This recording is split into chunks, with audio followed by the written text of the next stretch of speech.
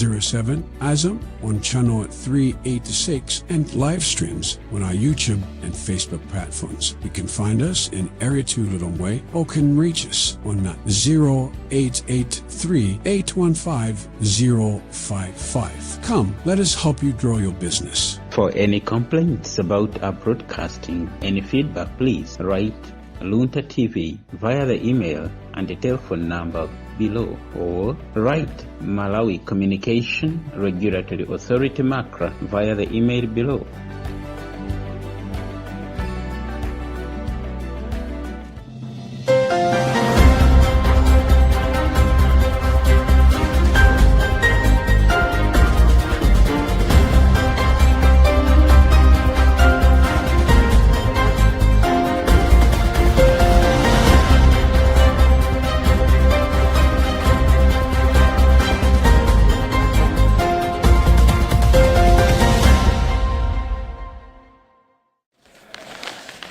You are watching Luntha Television and it's time for news. My name is Helbert Katanda.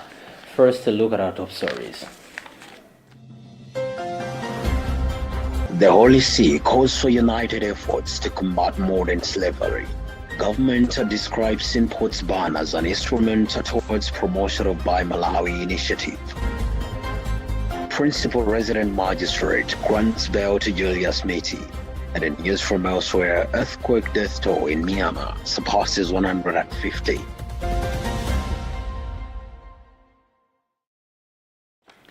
Well, we have these and more other stories. Just stay tuned then. The Holy See permanent observer to the Organization of American States, Archbishop Juan Antonio Cruz, has urged a collective action to eliminate modern slavery.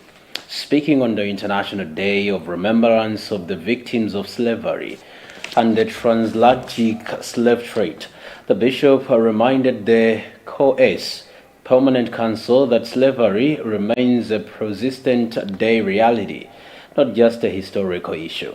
International Day of Remembrance of the Victims of Slavery and the Transatlantic Slave Trade is a United Nations international observance designated in 2007 to be marked on the 25th March every year. We have the details.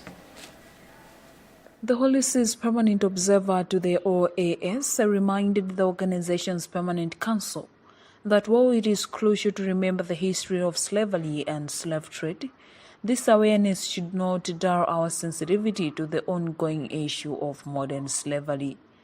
Quoting Pope Francis, he emphasized that slavery reduces men and women to mere objects, valuing them only for their utility to others.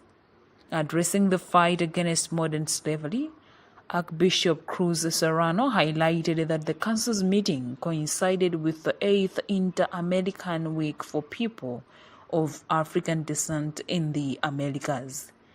He noted that this observance helps acknowledge the seriousness and extent of modern slavery, reinforcing the need to raise awareness and enhance cooperation in combating human trafficking.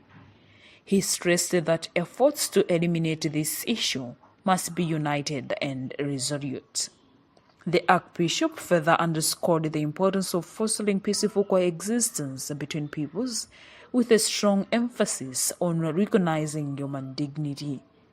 He reaffirmed the Holy See's dedication to moral, social, and spiritual education that amplifies the voices of marginalized communities, including victims of human trafficking, who are often overlooked. Finally, he reiterated the Holy See's commitment to ensuring proper education and training to build a more just society grounded in the shared recognition of humanity.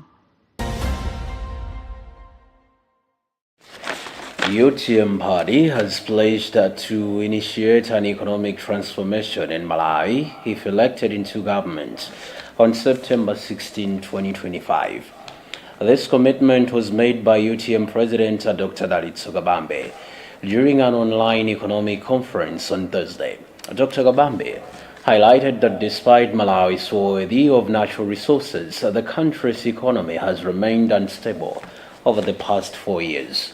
He pointed out that the cost of living has surged significantly, rising by 14.9% within a month from 694,653 kwacha in January 2025 to 797,908 kwacha in February 2025. Emmanuel Chuocha reports. Dr. Kabambe stressed that Malawi's economy has a potential to prosper due to its abundant resources. He, however, said the ongoing devaluation of the kwacha has caused the economic instability, a rising cost of living, and hardship for low-income earners. To address this, Kabambe said the UTM party aims to stabilize the economy by investing in key sectors. Dr. Kabambe underscores the agriculture sector's potential, outlining a plan to allocate 500 billion kwacha to advance agricultural practices. Meaning that the job market is small, not many people can have jobs in there, our economy is failing to grow, we continue to rely on imports, and yet many of the things that we're importing, as long as we could have technology and some degree semblance of expertise, many of those things we could be able to do them. Our colleagues in Rwanda, Tanzania, and other countries are able to do those things, but we can't. We're not. And as a result, we are failing to grow as an economy, still relying on agriculture, with little inputs that we are taking there, no irrigation, vulnerable to rain-fed agriculture. When we don't have rains, and as others say, when agriculture sneezes. Beyond agriculture, the UTM party acknowledges tourism as a key sector for generating foreign exchange and strengthening the economy. With the attraction places such as Kasungu National Park, Mulanje Mountain, Lake Malawi, Malawi has a potential to thrive through a well-managed tourism. To capitalize on this, UTM plans to invest 500 billion in the tourism sector, aiming to unlock its full potential and drive economic growth. The party preaches for an economic revolution and has sparked interest among Malawians, many who are hopeful for a positive shift in the country's economic strategy. For Luntha News, this is Emmanuel Chuocha.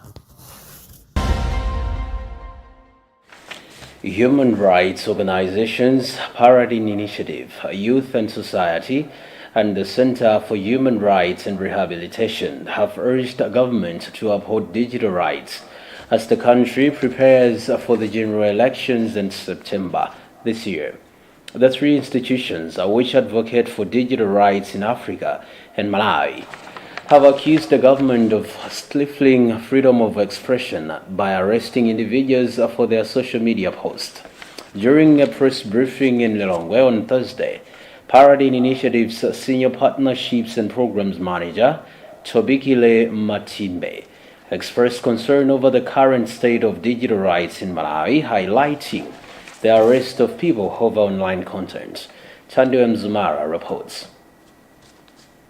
Matimbe highlighted that these arrests violate people's rights and could discourage public engagement in election-related discussions. She stressed the importance of involving multiple stakeholders in the electoral process to tackle misinformation and disinformation while ensuring a secure and inclusive digital space. Citing the recent arrest of Julia Smithy as an example for ongoing challenges, she urged the government to decriminalize defamation laws and replace them with civil penalties. What happens that if someone, for instance, publishes something that is false, then that becomes defamation, right? And it should be taken to a civil court and be, accompanied by civil sanctions and not criminal sanctions. That is because the nature of criminal defamation itself has a chilling effect on freedom of expression. CHR Executive Director Michael Gayata stated that the ongoing arrests are tarnishing the country's reputation in terms of human rights promotion.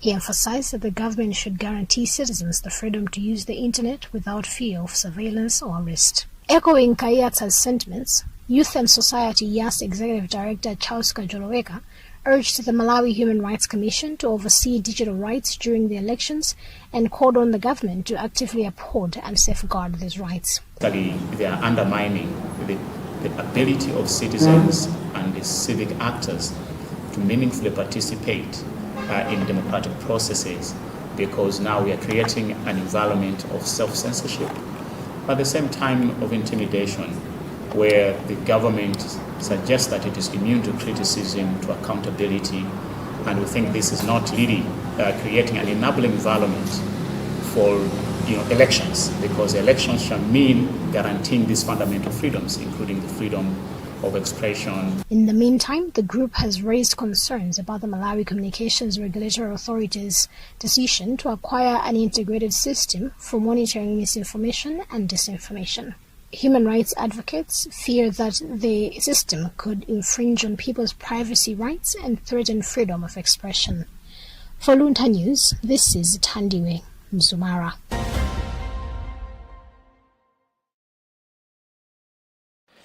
Social media influencer Julius Zawandamichi has been granted a release on bail amid state and defense battle on a condition to report at Area 30 Police Headquarters. Ironically, Michi currently stays in Mzuzu City. The presiding magistrate Benjamin Chulu, in his ruling on Friday, noted that the state failed to show how releasing Michi on bail will make him interfere with their witnesses. Robert Edward reports. It's a good development for Mr. Michi, and I think for us as well as his lawyers, because that's the prayer that we made, and if the prayer has been granted, I think we can only celebrate. We're actually very ready, but we are exploring possibilities of making an application for transfer to Mzuzu. If we establish that in the circumstances the case ought to be prosecuted in Mzuzu, we'll certainly make that transfer in due course. Well, the issue of trapping was with reference to the condition that Mr. Michi should be reporting to National Police Headquarters when he's a resident of Mzuzu. We think financially it's too demanding, and on a bad day where he may not have transport money, I think he would be seen to have flouted some bail conditions, and the state can take advantage of that to apply for revocation of his bail. So that's why we said it's a trap, and we thought the state had duty in the first place to disclose to the court that this person stays in Mzuzu and was arrested in Mzuzu, so that the court would be well aware when forming its conditions for bail that he ought to be reporting in Mzuzu, not any longer. Very optimistic, and I think there's no other way out apart from granting that application for variation of bail.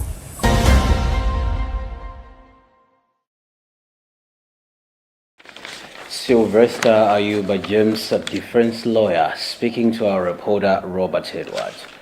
Well, you're still watching news right here on Luntha Television, coming to you live from Bishop Navy Media Center in Area 2, Lilongwe. Do stick around as we'll be back shortly after the break.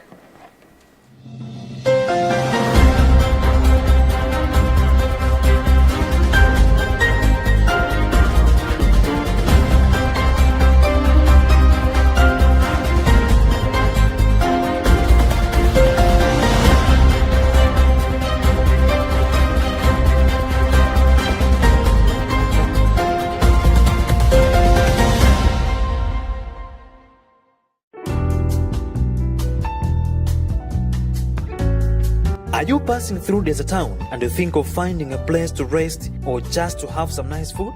Always keep this name in your mind: Comfort Lodge. Situated in Airfield at Desert Town. Here at Comfort Lodge, we offer comfortable, affordable, and quality accommodation. The place is located at a very quiet environment that gives you a comfortable and peaceful sleep. We also offer local food such as madimba, masambote ndera, chisoso, ndi ndo zina za lokolo zambiri. Talking of entertainment, that's not an issue, as we have a DSTV for your favorite channels. Tight security, electricity and water backups are all in place just for you, dear customers. During this time of COVID-19, we have all measures in place just for your safety. Oh yes, come and taste a different feel of life here at Comfort Lodge in the town. Comfort Lodge. Comfort Lodge, your number one place for affordable and quality accommodation.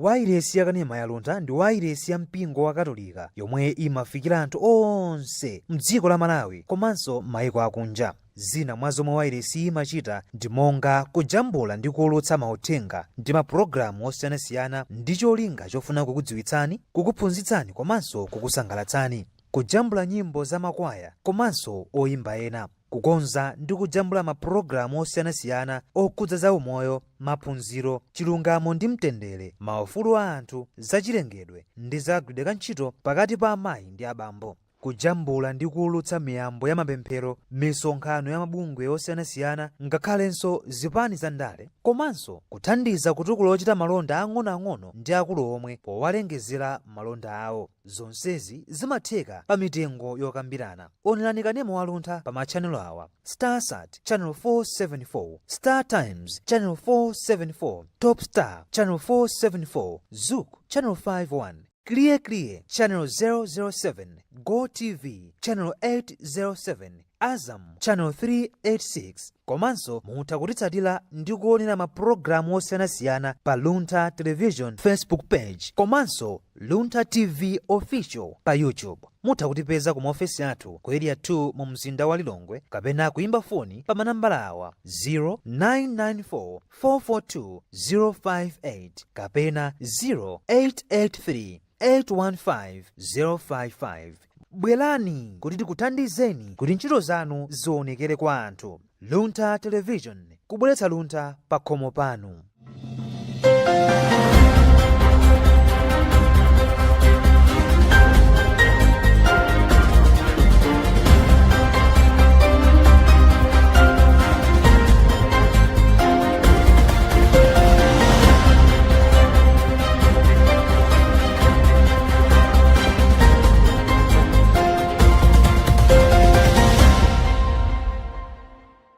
Welcome back.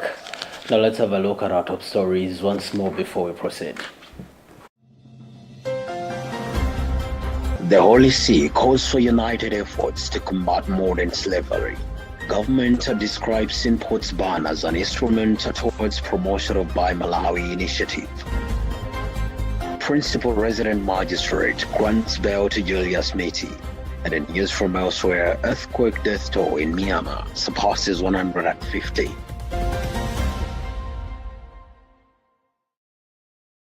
Moving on, Minister of Trade and Industry Virumbigo Mumba has justified the ban on some selected imported goods, saying it is the only instrument to uplift the local manufacturing industry. Mumba was speaking during the opening of a 3-day commemoration of Buy Malawi strategy on Friday, March 28 to March 30, 2025.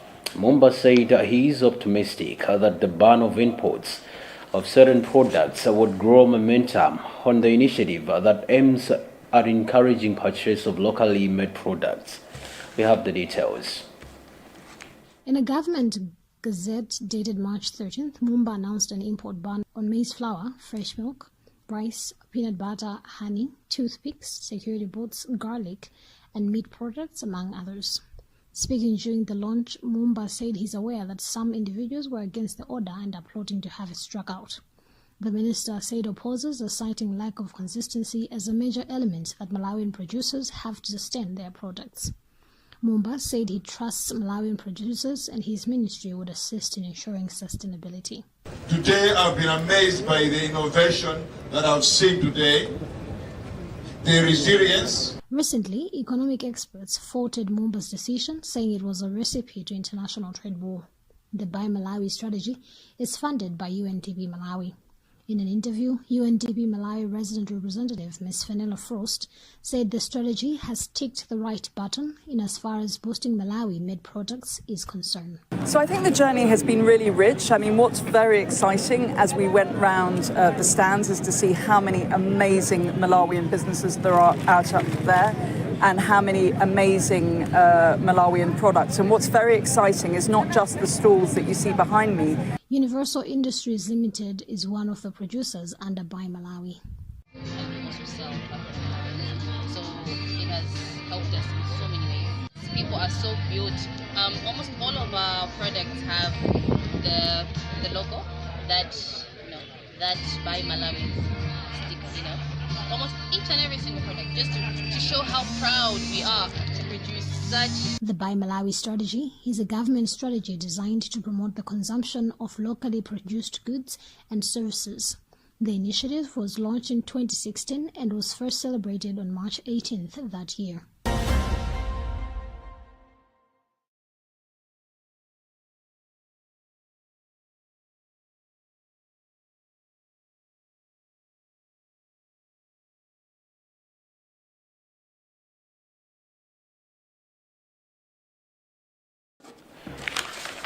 Minister of Natural Resources and Climate Change, Owen Chomaniga, has disclosed that his ministry will review an agreement it has with the Malawi Defense Force and the Ministry of Defense on protection of the country's forest.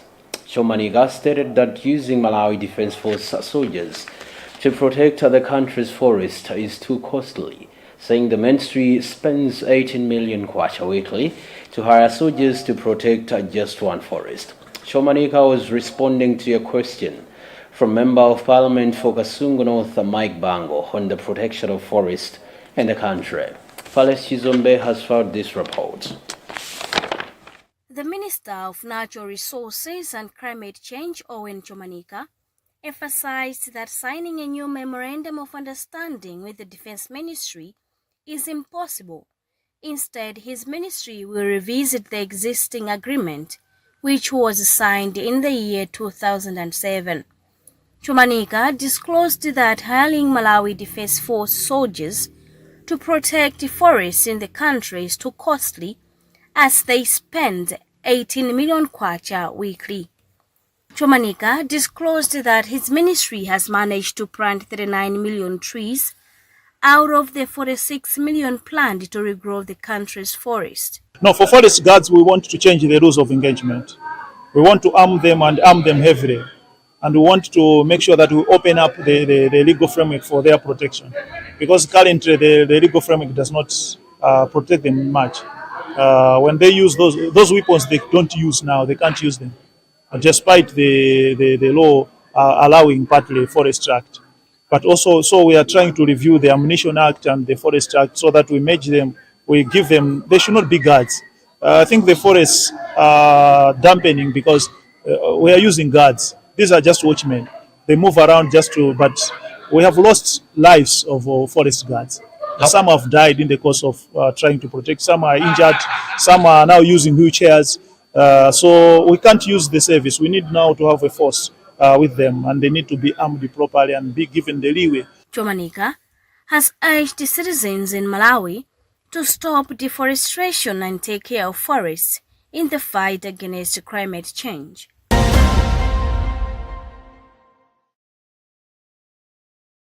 Now in news from elsewhere, a powerful earthquake has hit Myanmar and neighboring Thailand, destroying buildings, damaging infrastructure, and killing more than 150 people. Myanmar's state-run MRTV reported that at least 144 people were killed and 732 others were injured in the country. The earthquake also hit Thailand, where at least 9 people were killed in the capital Bangkok, according to local authorities. We have the details. This was a 7.7 magnitude earthquake, and it struck at 12:50 local time, so in the afternoon, about 6:50 GMT. And it was a shallow earthquake, so it was about 10 kilometres is what they describe as shallow.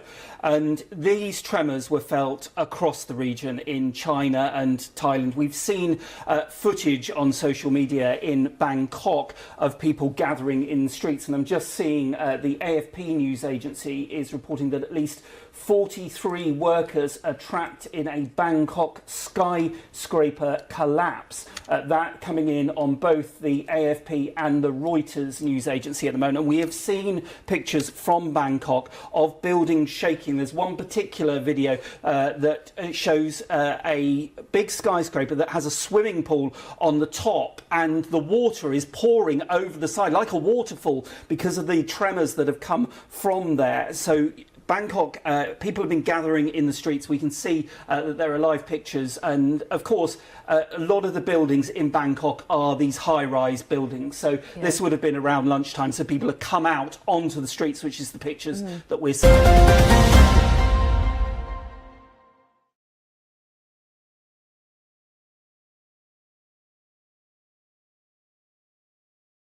And that also concludes our today's news bulletin. But before we go, a reminder of our top stories.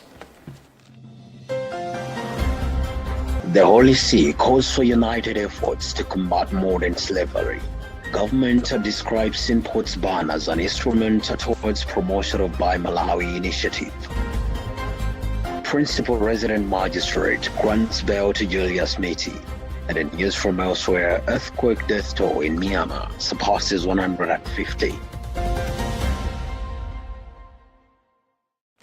My name is Helbert Kata, and thanks for watching, and it's goodbye for now.